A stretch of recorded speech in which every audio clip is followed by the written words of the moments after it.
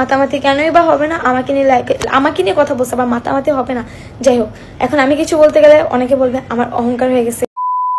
বন্ধুরা, এবার বিয়ের একদিন পরেই জাহানিতির একটি গোপন ভিডিও ভাইরাল করে দেওয়ার হুমকি দিলেন ইয়াসিন এবং মিথিলা। তারা এটাও বলেছেন এই ভিডিওটি যদি ইতির শ্বশুর বাড়ির লোকজনের কাছে যায় তাহলে বিয়ে ভেঙেও যেতে পারে জাহানিতির। কি ছিল সেই 15 সেকেন্ডের ভিডিওতে দেখতে হলে আমাদের এই ভিডিওটি শেষ পর্যন্ত দেখতে হবে। বন্ধুরা, সম্প্রতি বিয়ে হয়ে গেল জাহানিতির। বেশ ধুমধাম করে সবাইকে দাওয়াত করে এই বিয়েটি সম্পূর্ণ হয়।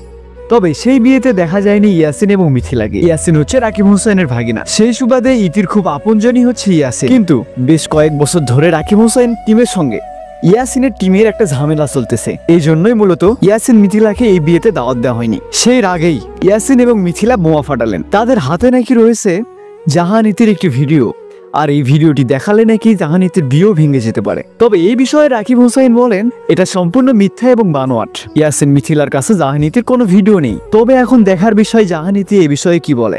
সম্প্রতি জাহানিতি বিজি তার বিয়ে নিয়ে। এই বিয়ের প্রোগ্রাম শেষ হলে জাহানিতি এই বিষয়ে কথা বলবেন। বন্ধুরা, আপনারা যদি সেই ভিডিওটি দেখতে চান তাহলে আমাদের এই চ্যানেলটি সাবস্ক্রাইব করে রাখেন, কারণ এই চ্যানেলে পাবেন জাহানিতির সেই 15 সেকেন্ডের ভিডিওটি।